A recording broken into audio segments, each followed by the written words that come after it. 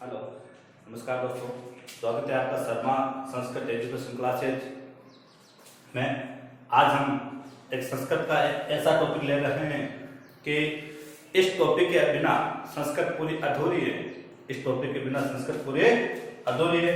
ये जो हम टॉपिक पढ़ेंगे, यदि ये टॉपिक हम पढ़ेंगे तो ही हम आगे जान पाएंगे कि संस्कृत का मतलब क्या है, कि संस्कृत का प्रयोग किस प्रकार हो रहा है। आज हम वो टॉपिक ले रहे हैं, उस टॉपिक का नाम है धातु रूप। दूसरा इसी के साथ आ रहा है शब्द रूप। धातु रूप और शब्द रूप के अलावा संस्कृत का जो टॉपिक मतलब पूरे संस्कृत है वो क्या है, अधूरी है।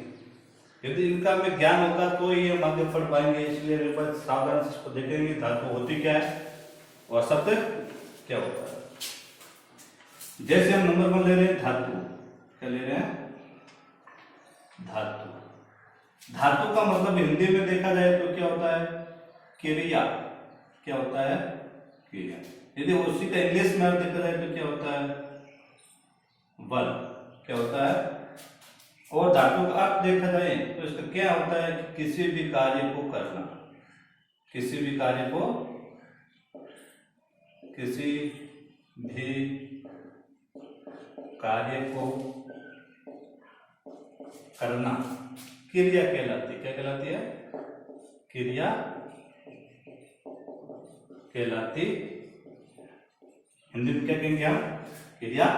संस्कृत में क्या कहेंगे, धातु। और इंग्लिश में क्या कहेंगे हम, उसे वर्ब कहेंगे। अब सामान्य देखा जाए कि धातु और क्रिया कितने प्रकार की होती है। संस्कृत में देखा जाए तो धातु 3 प्रकार की होती है। धातु 3 प्रकार की होती है, चाहे पद के आधार पर या पाठ के आधार पर, दोनों के आधार पर देखा जाए तो क्रिया कितने होती है, 3 प्रकार की होती है। नंबर 1 हम देखते हैं तो नंबर 1 आ रहा है परस्मै पदे धातु। परस्मै पदे। दूसरी हमारी आ रही है आत्मनेपदी धातु। और तेरे से परस्मै पदे और आत्मनेपदी दोनों का एक साथ लिखेंगे तो उसका होता है उभयपदी। क्या होता है, उभयपदी। मतलब दोनों होगी, आत्मनेपद भी होगी और परस्मै पद भी होगी। इस प्रकार हो गए हमारे धातु का प्रयोग। धातु 3 प्रकार में हो गई। अब हम देखते हैं इसका प्रयोग किस प्रकार से होगा। धातु का प्रयोग किसमें होता है, काल में होता है। इसमें काल हम कह सकते हो टाइम, काल या समय, टाइम। और संस्कृत में देखा जाए तो इसे क्या होते हैं, लकार में परिवर्तन होगा। इसमें होगा लकार में। इसलिए हम धातु को यदि अच्छी तरह से समझना चाहेंगे तो हमें क्या पढ़ना पड़ेगा, लकार की जानकारी होना जरूरी है। सामान्य में देखते हैं धातु और अर्थ। धातु और अर्थ। धातु जैसे मान में लेता हूं पट, इसका होता है पढ़ना। दूसरे से ले रहा हूं लिख, इसका अर्थ क्या होता है, लिखना। तीसरे मान में ले रहा हूं हंस, हंस का मतलब होता है हंसना। चौथी मान में ले रहे हैं वध, वध बराबर होता है बोलना।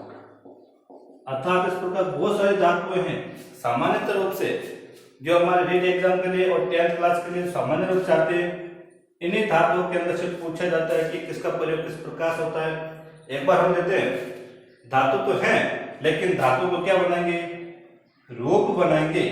रूप बनाएंगे तो किसका प्रयोग होगा, प्रत्ययों का प्रयोग होगा। किसका प्रयोग होगा, प्रत्ययों का। तब जाके बनेगा पठति, लिखति, हसति और वदति। इस प्रकार जो प्रत्ययों का प्रयोग है हमें यहाँ पे याद रखने की आवश्यकता नहीं है। वो हमारे पढ़ते आते हैं तो संस्कृत डिपार्टमेंट जो क्लास होती है वहां हमारा प्रयोग होता है। हमें इतना याद रखना है, प्रत्यय का मतलब क्या होता है, पढ़ना और पढ़ती में धातु कौन सी है? पठ धातु है। चलो हम आगे देखते हैं। उसी प्रकार लकार में यदि मान लो किसी धातु का प्रयोग देखना चाहते हो तो हमें क्या पढ़ना पड़ेगा? लकार पढ़ना पड़ेगा। तो सामान्य रूप से हम देख सकते हैं कि लकार, क्या देखते हैं? लकार। लकार में देखा जाए लृ प्लस अकार, लृ प्लस अकार, तो इसका बन जाएगा लकार। क्या बन जाएगा? लकार। अब लकार का मतलब होता है, हमने लिखा कि लकार का अर्थ होता है समय। क्या होता है? समय कह सकते हो या टाइम कह सकते हो या फिर काल कह सकते हो। अब देखा जाए कि लकार सामान्यतः 10 होते हैं। कितने होते हैं? 10 होते हैं। और हमारे उपयोग में आने वाले 10वीं क्लास तक और हम नीट की तैयारी करते हैं तो वहां तक हमारे 5 लकारों का प्रयोग होता है। कितने लकारों का? 5 लकारों का प्रयोग होता है। अब कौन कौन से वो लकार है और उसका अर्थ देखेंगे। जैसे नंबर 1 देखते हैं लट लकार। क्या देखते हैं? लट लकार। लट लकार में उसको हिंदी में कहते हैं वर्तमान काल, वर्तमान, और इंग्लिश में हम देखते हैं present tense, PRE present tense, मतलब वर्तमान काल। जैसे कोई वर्तमान काल अगर होता है किसी वाक्य के अंत में क्या आता है? ता है, ती है और ते। दूसरा हम देखते हैं लट लकार। लट लकार का मतलब होता है भविष्य काल। क्या होता है?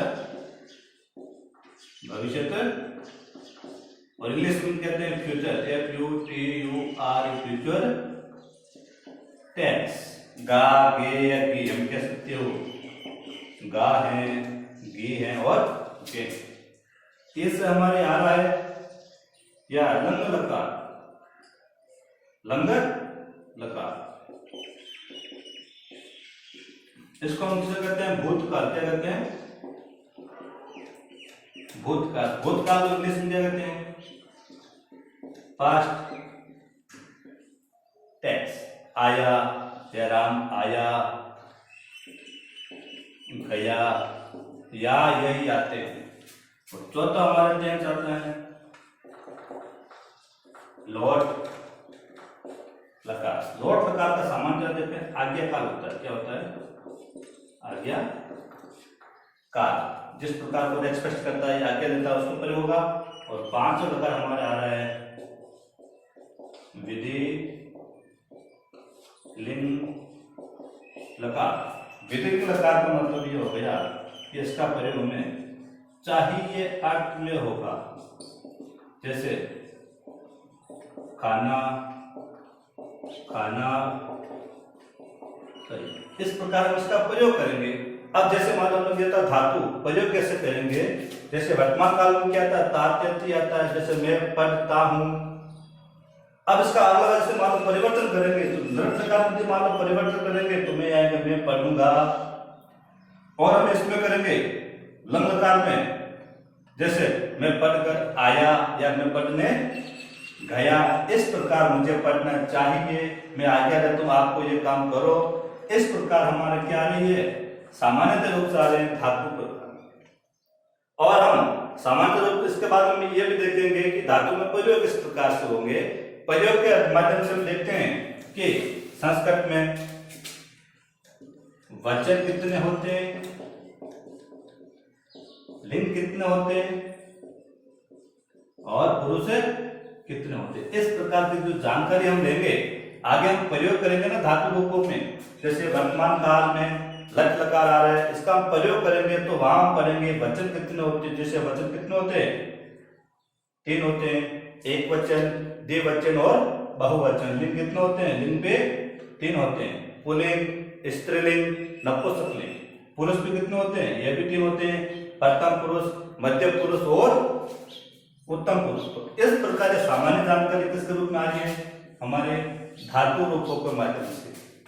तो मैं आशा करता हूँ कि सामान्य जानकारी के माध्यम से ये चीजें आ रही है, हम बार बार पढ़ेंगे तो पता चलेगा कि ये वस्तु है, इसका उपयोग किस प्रकार होगा।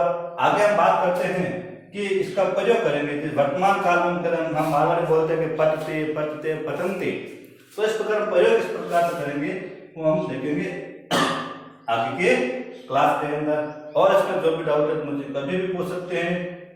धन्यवाद।